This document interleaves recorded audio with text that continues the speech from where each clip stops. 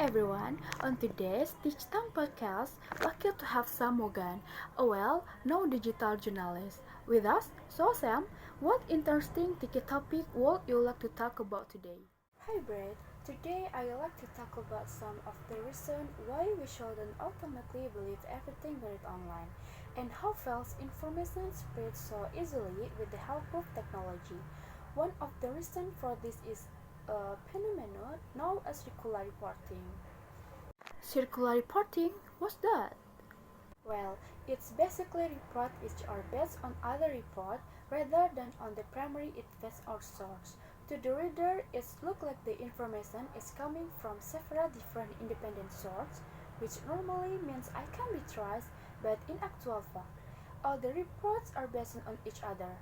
Imagine a piece of false information is published, for example, on Wikipedia, and then it's referenced in a newspaper article or other publication. Then, in turn, the original Wikipedia entry reference or quotes the article as validation that the information is wrong. In nutshell, it's the confirmation of false information by more than one publication. Let me see if I have understood this correctly. So someone write an article on Wikipedia which contains some false information? That's right. False information which is not referenced or checked and in no way is obvious as being false. Okay, and then this false information is copied from Wikipedia by a journalist and included in newspaper article? Yes, or other type of article as if it were true information. And then, Wikipedia references the newspaper article, which verifies the information in the original Wikipedia article as being true. That's right, and sometimes it's not just one newspaper article that cites the false information. Several publications might include it, and so it becomes very difficult to prove that the original information is false. Let me give you an example. A few years ago, a 17 years old American student was on holiday with his family in Brazil. He spotted what he believed to be an advert, but which was in fact a type of Brazilian raccoon called a coati. When the boy got home after his holiday, he went online and changed the Wikipedia entry by adding the name Brazilian advert to the information on the article as a sort of joke, and then he forgot about it and thought nothing more of it. However, what started to happen was what article and blogs began to quote the information from Wikipedia, and then those articles were reported as advice in Wikipedia. Before long, everyone was talking about the Brazilian earthquake as if it were factual information. So, when information makes its way from a Wikipedia page into a published article, the article could be spreading false information without even realizing it. Exactly. It makes you wonder how many hoaxes initiated by people in this way have ended up as trust in many people's mind just because people copy and paste vandalist Wikipedia page. That's not to say that all information on Wikipedia is false by any means. There's a ton of really valid information there, and it is constantly being updated. Many people consider it to be the most up to date and unbiased encyclopedia in the world.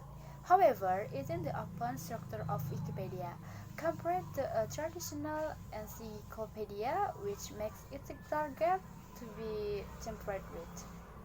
So, we just have to be aware that there may be a certain amount of inaccuracies on Wikipedia. Yes, and it's also worth mentioning that circular reporting is not just restricted to harmless information like the Brazilian earthquake. Isn't it? No. For example, some time ago, claims that certain vaccine could cause autism in the children were published in a prestigious medical publication by a British surgeon. The problem was that the unsupported claims were picked up by the media and the news spread like wildfire. soon enough, the general public were understandably concerned about the risk, and a high number of parents refused to vaccinate their children. Consequently, in recent years we have seen an increase in the number of children suffering childhood diseases such as measles. By the time the claims were proven unfounded, the damage was done, and even to this day, some people still believe that there is a link between vaccine and autism. Just to show how difficult it is sometimes for the truth to be heard. Absolutely. Right. So we need to be a little more critical and not just believe everything we read online. That's right. Although it's difficult because we want information quickly and immediately, so it's not always viable to spend time checking the source of information, even though we should. And we should constantly try and reflect on the information and decide ourselves if we think it's true or not.